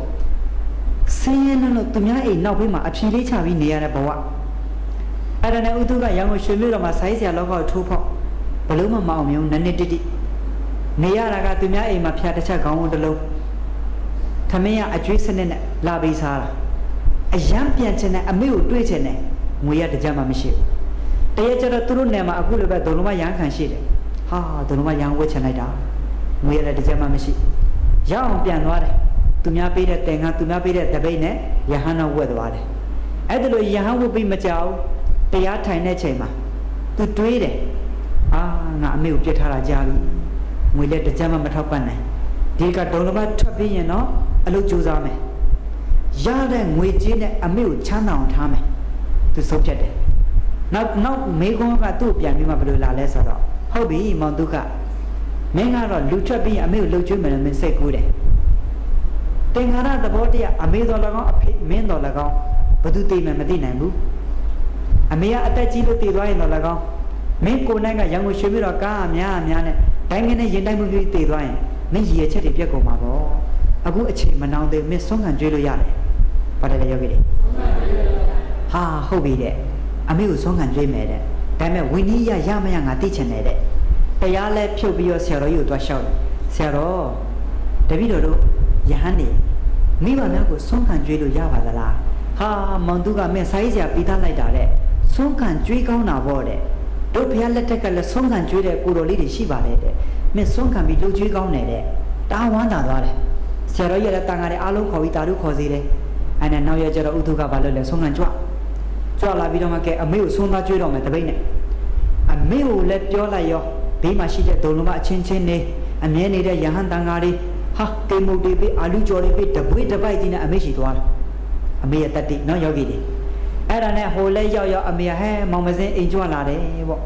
ဖြားစုပ်လေးတွေခင်းပေးပေါ့ဟုတ်တယ်မေတော်ကြီးတဲ့မေတော်ကြီးကို၈ပါးသီလလာပေးတာတဲ့ဟဲမောင်မစင်းဥပုပ်နေလည်းမဟုတ်ဘူးတဲ့တက္ကမကြီးလည်းဥပုပ်သီလဆိုတော့ဥပုပ်နေမဟုတ်လဲယူလို့ရပါတယ်တဲ့အင်းဒါတော့ဟုတ်တာပေါ့တဲ့ကိုသားပေးတဲ့သီလဆိုတော့ပို့ပြီးတော့မှခိုင်နေတာပေါ့တဲ့အဲ့ဒါနဲ့အမေကသားရှိကိုကတော့၈ပါးသီလပေး၈ပါးသီလယူအဲ့တော့အမေကဘယ်လိုတည်လဲငါသားလာတာထူးတယ်ပေါ့အမေကိုလည်းမေတော်ကြီးခေါ်လိုက်ဒကမကြီးခေါ်လိုက်ဟုတ်တာပေါ့ဗျအမေကိုသူဆုံးခံကြွေးတာကစိတ်တရားလှုပ်ရှားနေတယ်လေငါကြွေးတဲ့ဆုံးကိုအမေစားပါမလားအပြစ်များမြင်လေမလားသူအဲ့လိုတန်တရားရှိတယ်လေအဲ့ဒါနဲ့ကယောဂီတွေသီလလည်းယူပြီးသူပါပြောတယ်အမေတဲ့တားကသုံးလုံးမဝတ်တဲ့အခိုက်မှာတားသီလလည်းထိမ့်ပါတယ်တရားလည်းအားထုတ်ပါတယ်အခုဆုံးခံတတ်တဲ့ဆုံးကလည်းဆင်ကျင်လိုက်တာတကယ့်ကိုမုံမမြတ်မြတ်နဲ့သူများတရားတရားနဲ့လူထားတာအမေကလည်း၈ပါးသီလမှာမြဲသွားပြီအဲ့တော့အမေဒီဆုံးလေးတော့ချီးမြှောက်ပါနော်တဲ့ချက်ချင်းမဲ့မောင်မတွေဘက်ကယူလာပြီးတော့မှလဲပြီးအမေကိုကြွေးတယ်အဲ့တော့အမေကမျက်ရည်တောက်ကြဒါရဲ့တဲ့နောက်ငါသားဒီလိုပြုမှုတွေမလုပ်နဲ့တဲ့ဒါငါသားကအမေကိုဘာဖြစ်လို့ဒီလိုလုပ်ဆိုအမေကောင်းသဘောပေါက်တယ်တဲ့နှစ်တိဖြစ်သွားတာလည်းမကြည့်နော်အဲ့ဒါတွေအားလုံးကြည်ပါသည်ဆိုတဲ့ရည်ရချက်နဲ့ငါသားလောက်တာအားလုံးကြည်ပါတယ်ဒါတဲ့ဘာပဲဖြစ်ငါသားဒီတစ်ခေါက်ရက်ပြည့်လို့လူထွက်ရင်နော်ချမ်းချမ်းသာသာနဲ့သွားပြီးတော့မှစီးပွားလောကတဲ့ကိုထိုးပေါက်အမေအများကြီးမြတ်တာပို့ပါတယ်တဲ့ငါသားအဲ့တော့အခုချိန်မှာအမေဟာဆွန်းလောင်းချင်တဲ့သားကိုတန်ခါအပား100ကျော်ဆွန်းခံကြွလာတော့အမေမှာအဲ့လောက်ထိလောင်းလူကိုဆုံးမရှိဘူးတဲ့ငါသားရှိကိုရောက်ဖို့တစုံလောင်းတော့ငါသားရှိရောက်ဆုံးကုန်ပြီတဲ့အဲ့ဒီဆွန်းလေးတော့အမေမလောင်းနိုင်ဘူးအဲ့လောက်ထိမွဲတည်နေတာတဲ့တစ်ချိန်တော့အမေတို့ချမ်းသာတဲ့ချိန်မျိုးမှာလားငါသားဆွန်းခံကြွေးမယ်ဆိုရင်အဲ့ဒီတပိတ်ကြီးကိုခေါင်းပေါ်ရွက်ပြီးတော့မှနေတကာလှည့်ပြီးကြွားမှာတဲ့ငါသားလိမ္မာကဆွန်းခံကြွေးတာဆိုပြီးမှနေတကာလှည့်ပြီးကြွားမှာတဲ့အခုတော့အမေကိုယ်တိုင်ကမွဲတည်နေတော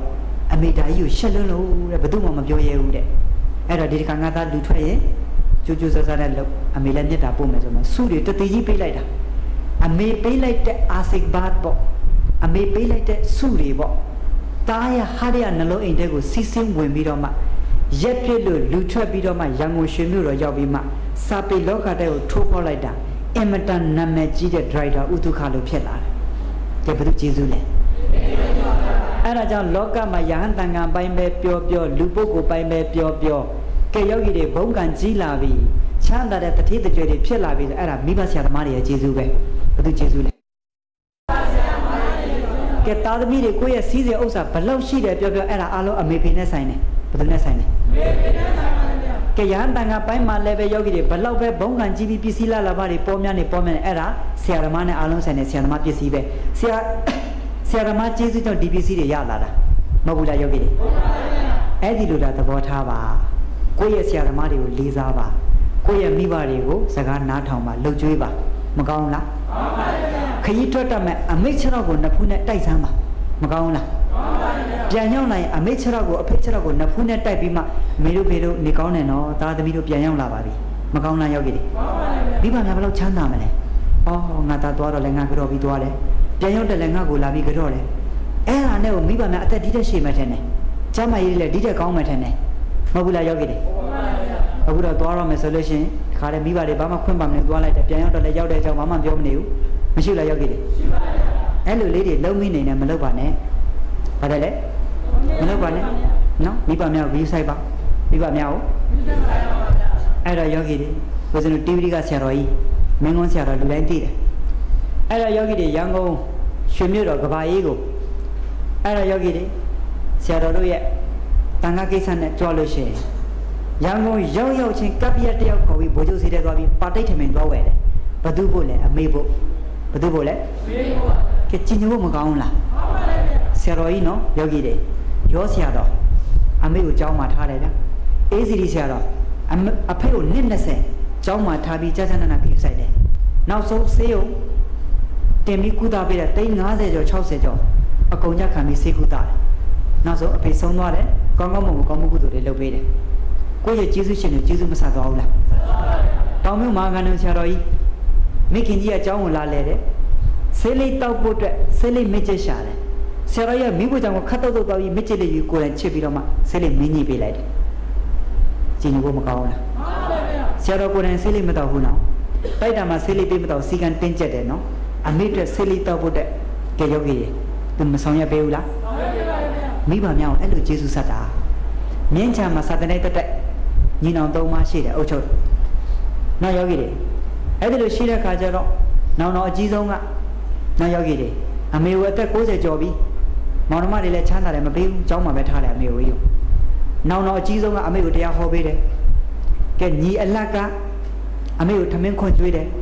ညီငယ်ဆုံးကအမေဝတ်စားတွေကိုအမွေးခင်းနဲ့လျှော်တယ်မိဘူးတိုက်တယ်ကဲယောဂီတွေရိုးရိုးဆက်ပြမို့တော့အမွေးခင်းနဲ့လျှော်တယ်ဗ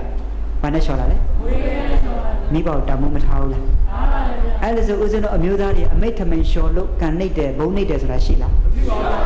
ဘူးဗျယောဂီတွေလျှော်ခဲ့လားလျှော်ခဲ့ပါဗျ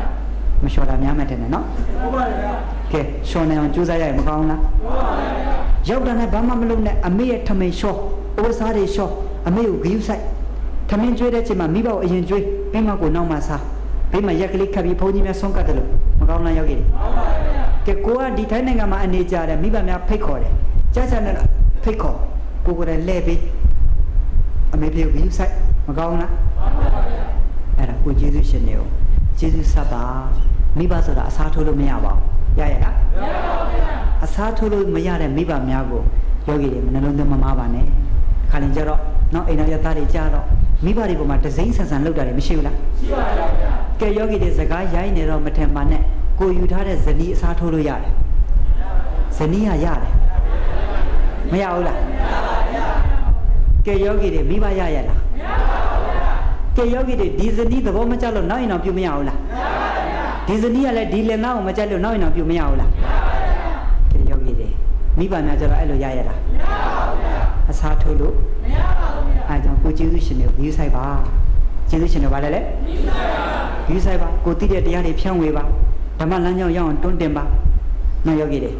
ဆရာတော်ဥက္ကောတိတတဘောသာသနာကျမ်းပြုဆရာတော်ကြီးအမေကိုလေအသေးခံဖြစ်သွားကြည့်သူစိတ်မကောင်းဘူးမောင်နှမတွေလေအမေကိုကျေးဇူးဆက်ခွင့်ရလိုက်တာငါတော့ဘုန်းကြီးဖြစ်နေတော့အမေကိုဘာမှလည်းငါမကြည့်နိုင်ဘူးစိတ်မကောင်းဖြစ်နေတာအမေအဲ့ချိန်မှာရေလို့ပြောတာအားရပါရရေတစ်ခွက်ခတ်ပြီးမှအမေကိုရေတက်လိုက်ရတာတားစိတ်ချမ်းသာသွားတယ်တဲ့ဒါဘာဖြစ်သွားတာလဲစိတ်ချမ်းသာတာဗျာကျေယောဂီတွေဥစဉ်နဲ့လည်းအဲ့ဒီလိုပဲပေါ့ကိုယ့်ရဲ့ကျေးဇူးရှင်တွေကိုကျေးဇူးဆက်ပါဗျာကျေးဇူးပါလို့မလဲဆက်ပါဗျာနည်းနည်းလေးပြောလိုက်အောင်မယ်နော်အဲ့တော့ဥစဉ်တို့နောက်ယောဂီတွေတာဝတိမြို့မှာခရီး80ချမ်းသာတယ်တားမိ3ယောက်ရှိတယ်အမေရဲ့ဖေရဲ့တဝတိတော်သားရဲ့ပေါ့မိဘတွေကမိစ္ဆာဒိဋ္ဌိတွေညနေနေဝင်ရောကြီးဖះတရားသွားနာတော့လူငယ်လေးကကြည်ပြီးတော့မှဖះတို့ဘယ်သွားကြတာလဲလို့နှုတ်ဆက်တော့ဟာလောကမှာဖះပွင့်လာပြီလေဖះတရားသွားနာတာဟာကျုပ်လိုက်လို့မရဘူးလားတဲ့ဟာရတာပေါ့တဲ့တရားသွားနာတော့တရားစိတ်တွေပေါက်ပြီးသင်္ကန်းဝှက်ချင်ဘာဝှက်ချင်တာဖះအောင်တောက်လျှောက်တယ်ရှင်မြတ်တပည့်တော်သင်္ကန်းဝှက်ပြစေဟဲ့ချက်သားသင်္ကန်းစီးတယ်ဆိုတာမိဘခွင့်ပြုချက်ရမှရတာမင်းအုတ်ထင်းသူမိဘတွေခွင့်ပြုသလားရှင်မြတ်မိဘတွေခွင့်ပြုဖို့နေနေတာတပည့်တော်တရားလာနာတာတော့မှမိဘများမသိဘူးတဲ့အဲ့ဒါဆိုမင်းတော့ခွင့်ပန်အောင်တဲ့ခွင့်ပန်တော့မိဘများခွင့်မပြုဘူးဟဲ့သားမင်းတဝူဒီတော့သားရှိတာတို့မှာဂရေ80ရှိတယ်အလုံငန်းကန်ကန်နေတလောက်အများကြီးမင်းသင်္ကန်းစီးသွားရင်တို့ပစ္စည်းတွေဘယ်သူထိမလဲ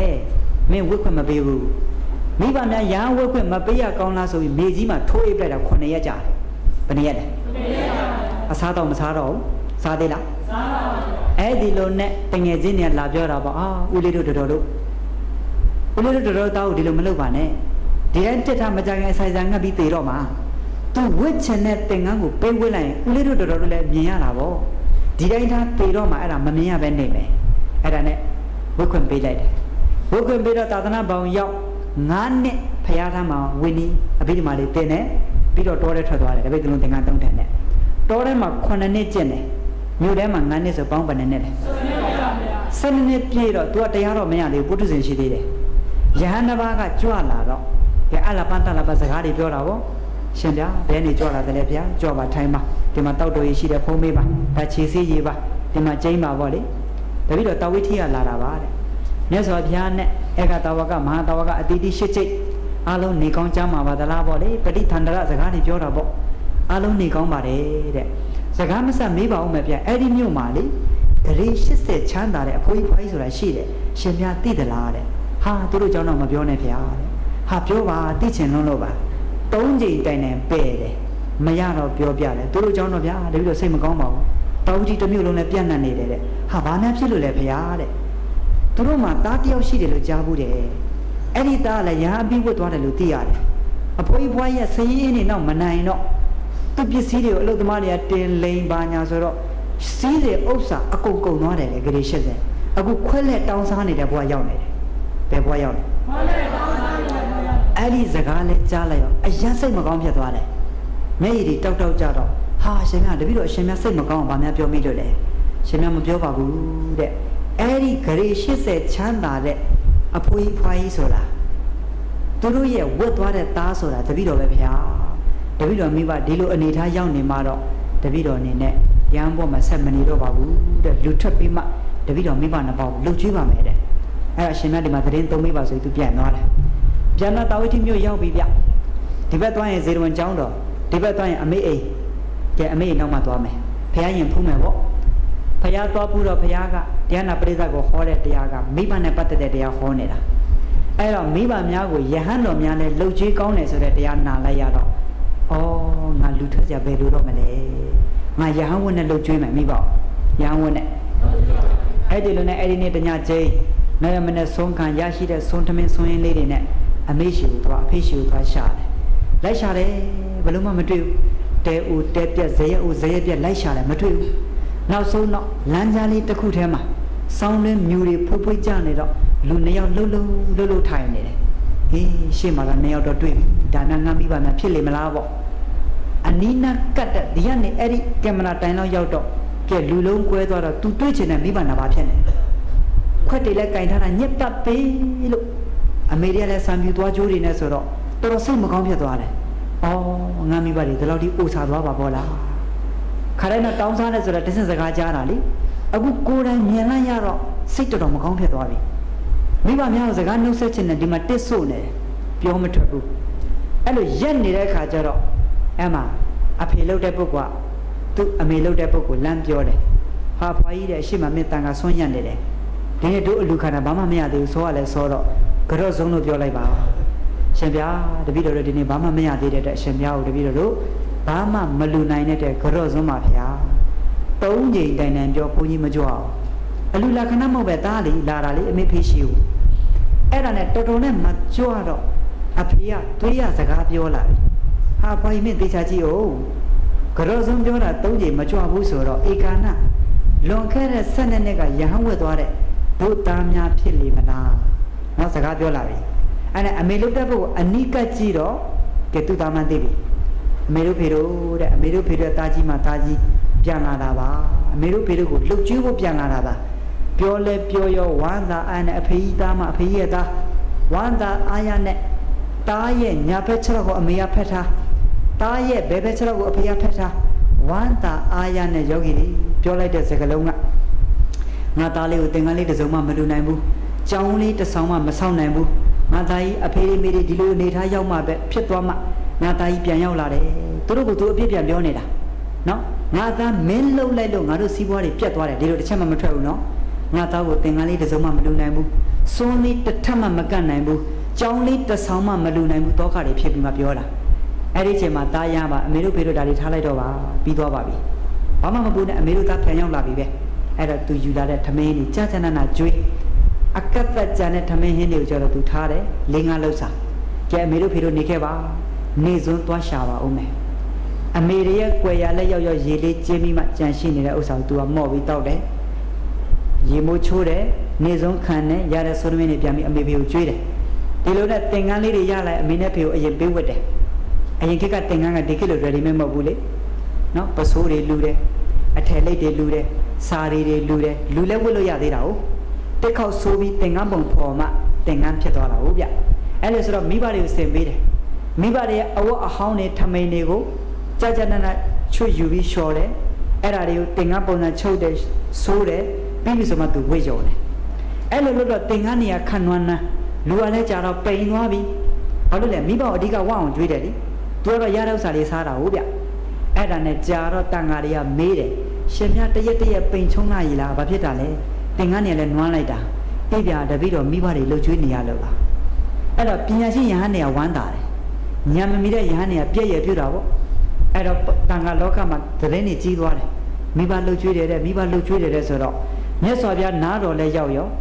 ကဲမြတ်စွာဘုရားအဲ့ဒီတန်ဃာကိုခေါ်ပြီးတန်ဃာပြိဿအများကြီးထဲမှာမေးတယ်ချက်သားကဒကာရမတွေလူတန်းတဲ့ပစ္စည်း၄ပါးတွေကိုလူပုဂ္ဂိုလ်တွေကိုပြန်ပြီးထောက်ပတ်နေတယ်ဆိုတာဟုတ်တယ်လားဟုတ်ပါတယ်ဗျာအဲ့ဒီလူပုဂ္ဂိုလ်ကဘယ်လိုပုဂ္ဂိုလ်တွေလဲချက်သားရဲ့မြတ်စွာဘုရားဒီယဟန်တော်များမိဘကိုလှုပ်ကျွေးကောင်းတယ်ဆိုလို့တပည့်တော်ရဲ့မိဘနှစ်ပါးကခွက်လက်တောင်းစားနေတဲ့ဘဝကိုရောက်တဲ့အတွက်တပည့်တော်မိဘများကိုဆုံးခံကြွေးပါတယ်ဗျာရရှိတဲ့သင်္ကန်းတွေကိုတပည့်တော်အဝတ်စားပြဆင်မြန်းပေးပါတယ်မြတ်စွာဘုရားတာလူ၃ချိန်ခေါ်တယ်ဗျမြတ်စွာဘုရားဘာလုပ်တာလဲ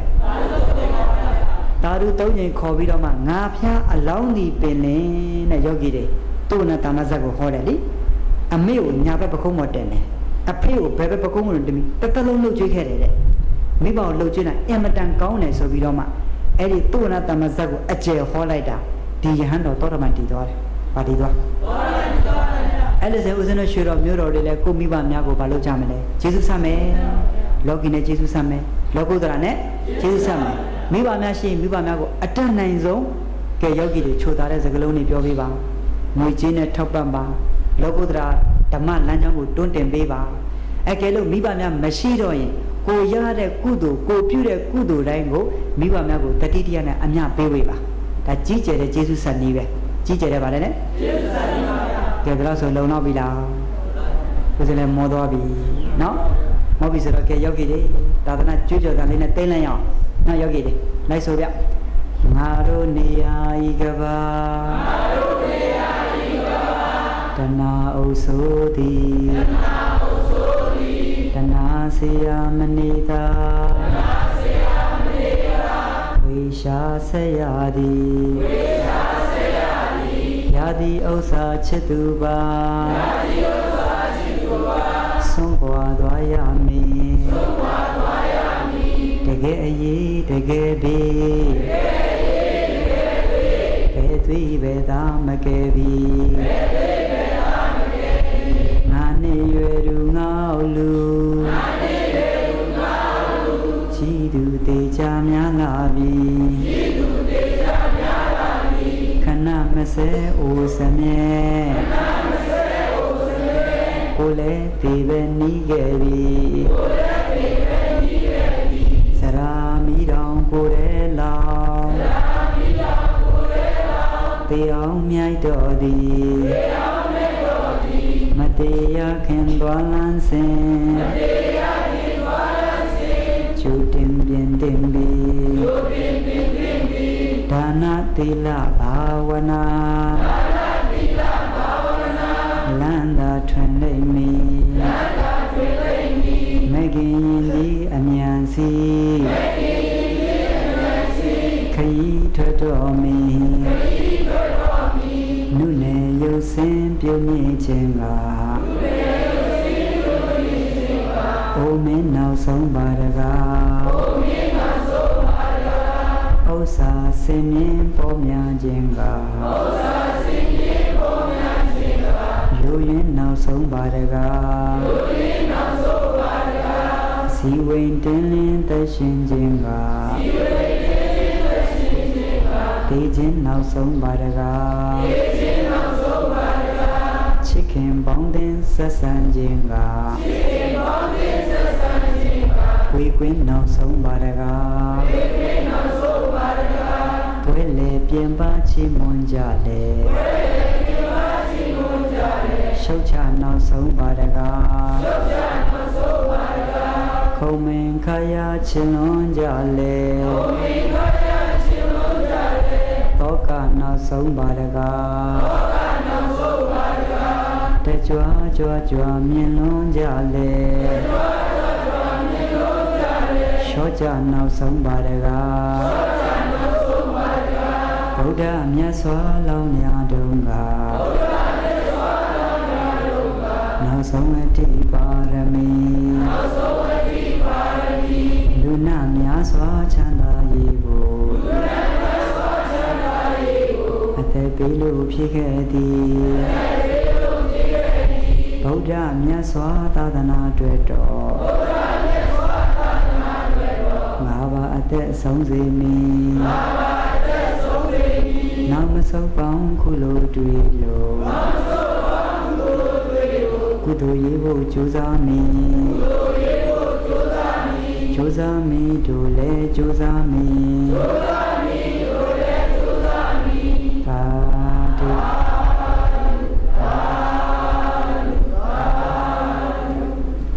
အားလုံးကတော်ကောင်းများတစ်ဆက်ထဲမှာပဲအလူရှင်များဖြစ်တဲ့ဥနာရမရာဟုနဲ့ဒေါ်ဆိုဘာရာဟုဒေါ်ဆိုမာရာဟုသမီးမလက်ချမီရာဟုတာကရန်ရာဟုမြန်မာပြည်မှာကိုရင်ဝတ္တရရှင်နာဂတေနမိသားစုကပန်းငွေတသိန်းလူဒါနာဖြစ်တဲ့အတွက်မိဘများကလာရောက်ပြီးမှကောင်းမှုကုသိုလ်များကိုဆက်ကပ်နိုင်ပါတယ်ကျွန်တော်အလယ်နတ်လန်းလေးဖောက်ပေးလိုက်ပါဗျာနော်အဲ့ဒါလူရှင်များကိုယ်တိုင်ကြွရောက်ပြီးမှကောင်းမှုကုသိုလ်များပေးဝေနောက်ဘယ်သူလာအောင်လဲတက္ကမရောလာမလားလာတော့ဟုတ်ပြီကဲဘယ်သူလက်ခံပေးမလဲဒီရှိုးလက်ခံမလားဘယ်သူလက်ခံမှာကဲလက်ခံပါဗျအဲ့လိုโอเคโอเคကြတယ်โอเคကဲအားလုံးတာရီ3ကြိမ်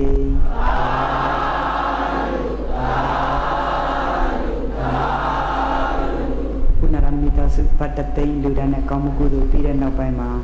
ဥဘိကရမ်ဒေါ်ဘီလူသမီးမတ်ကောမလာနဲ့မမီနီတဲ့နောက်လာပါဘန်ငွေတစ်သောင်းတခါတည်းမှာကိုစိုးနဲ့မိသားစုလာပါအောင်ဗျကိုစိုးနဲ့မိသားစုဟုတ်ပြီဒုတိယတတိယပဲအခုကဒါဘယ်သူလဲဆိုတော့ဥပ္ပကရံဟုတ်ပြီဘန်ငွေတစ်သောင်းနဲ့ကဲရောက်ပြီလေ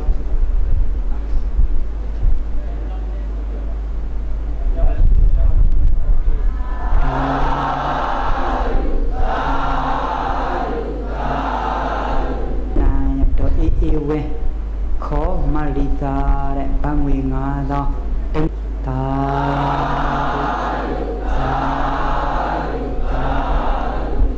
တစ်ဆက်ထဲမှာပဲနောက်ဘယ်လိုရှိပါသေးတယ်လဲမောင်ညီညီစန်းနဲ့မဆန်လာအေးမိသားစုတောင်ကြီးအေးတာရဘန်ငွေ1000နော်ဒီကပြီးတဲ့ဥစ္စာတွေအလကတာနဲ့တော့ရောတော့မယ်ဆိုလို့ဟင်ကဲဟုတ်ပြီမောင်ညီညီစန်းပါလားလာပါဦးမပါဘူးမဆန္ဒအေးနော်ဘန်ငွေ1000များအားလုံးပဲ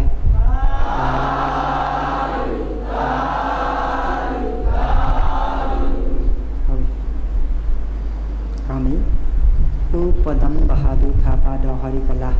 မအញ្ញနာမိတ္တပြင်းနေဘန်ငွေ1000ကဲကောင်းပြီဘာရောမဝင်ဘူးလားဝင်တော့လားကဲဟုတ်ပြီကဲအမတူဆိုတော့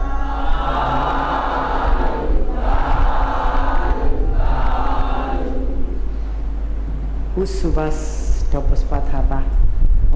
Okay. Coba rat tahun yang ngaya. Kurajis marika thapa mita sure, no? Okay.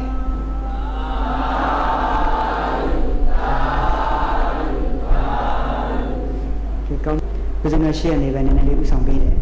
Dekero, Thai nengah macam ni dah. Bodoh pada me alam usaha, no? Thai ni be lupa kuri nama ni be thame. နမလို့ရှိရင်ဦးဇင်းတို့အနေနဲ့ထာ ထားတာတို့တူတပားနဲ့ထားတာတို့ဆိုရင်အဲ့ညမှာအခက်အခဲတွေရှိနေတယ်နော်အဲ့တော့ဦးဇင်းတို့ကဒါအဓိကရှေ့ကနေအစဉ်ပြေဖို့အတွက်နော်ဝိုင်းဝန်းပြီးစော်ဩပေးတာတက်တက်ပဲရှိပါတယ်ဒီမြေကဦးဇင်းတို့ဗုဒ္ဓဘာသာဝင်အားလုံးရဲ့ဒါနပြုမဲ့နေရာပေါ့နော်အားလုံးနဲ့သက်ဆိုင်တဲ့အားလုံးနဲ့သက်ဆိုင်တဲ့နေရာအားလုံးဓမ္မတပင်ဖြစ်မဲ့နေရာမြန်မာနိုင်ငံနေကြွလာတဲ့ဆရာတော်တန်ဃာတော်တွေကတခါတခါအခက်အခဲဖြစ်တဲ့အခန်းတွေမှာနေရတော့သိချင်းချက်ရှာတယ်အဲ့လိုဆိုလို့ရှိရင်ဒီမှာရှိတဲ့လက်ရှိနော်သာသနာ့ရောင်ကြီးကော်မတီရှိမယ်စန္တိဝန်ရှိမယ်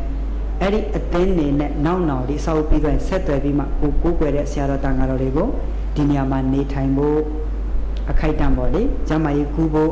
အဆအရအစဉ်ပြေဖို့အတွက်ဆိုပြီးဒီလိုမျှော်မှန်းတာပါနော်ကိုမြန်မာပြည်ဆရာတော်တန်ဃာတော်တွေချမ်းသာဖို့ကိုမြန်မာနိုင်ငံကဒကာဓမ္မတွေတရားဓမ္မတွေနာကြားဖို့အဲ့လိုကိုဒကာဓမ္မတွေနာကြားရင်းနဲ့တစ်ဆင့်နိုင်ငံတကာပုဂ္ဂိုလ်တွေတရားလာနိုင်လဲနာလို့ရအောင်မဟုတ်လားယောဂီတွေကိုနေရာနိုင်ခင်းကျဲတော့နောက်အကြောင်းညင်ညွတ်လို့ချမ်းမြေဆရာတော်ကြီးတို့ပဲဖြစ်ဖြစ်တခြားသောခြေတော်ကုန်းပဏိတာဆရာတော်ကြီးတွေပဲဖြစ်ဖြစ်သူတို့ကနိုင်ငံတကာပုဂ္ဂိုလ်တွေစခန်းသွင်းချင်တယ်ကိုနေရာကိုလာပြီးမှအကူအညီတောင်းတယ်ဆိုလဲအချိန်ကြီးဖွင့်ပေးလိုက်တော့ကိုယ့်ရဲ့ဓမ္မဒီနေရာဌာနလေးကအရန်အကျိုးများသွားတာပေါ့ဗျာနော်အဲ့ဒီအတွက်ရည်ရတယ်ကျန်တာဘာမှမရှိဘူးတချို့ကျတော့မသိရင်နားလည်မှုလွဲနိုင်တယ်လေနော်ဦးဇင်းတို့ဥဆောင်နေတော့ဦးဇင်းတို့ကပဲဒါကြီးကိုရဖို့အတွက်ကြိုးစားနေသလားကောင်းကြမှာစကားဆိုတာမျိုးမရှိနိုင်တယ်အဲ့တော့လုံးဝမရှိပါဘူးဦးဇင်းတို့မှာဦးဇင်းတို့ကျောင်းနေအများကြီးရှိပါတယ်မြန်မာပြည်မှာလေအဲ့တော့ဟိုကျောင်းဒီကျောင်းနေဖို့တော့မှအချိန်နဲ့မနဲ့လူပြီးပေးရတာဆိုတော့ဒီနိုင်ငံမှာဖြစ်ဖို့ကဒီနိုင်ငံရောက်နေတဲ့ဗုဒ္ဓဘာသာဝင်တွေအတွက်မကောင်းလားယောဂီတွေမှန်ပါဗျာကဲလို့ဆိုရင်အားလုံးပဲခဏ10မိနစ်လောက်နားမယ်ပြီးဦးဇင်းတို့ခုံနေစီပြီးပြီဆိုတာနဲ့ရေးစဲချတဲ့ခဏစမယ်ဗျာကဲခဏနားယူလို့ရပါတယ်ထားလို့ရပါတယ်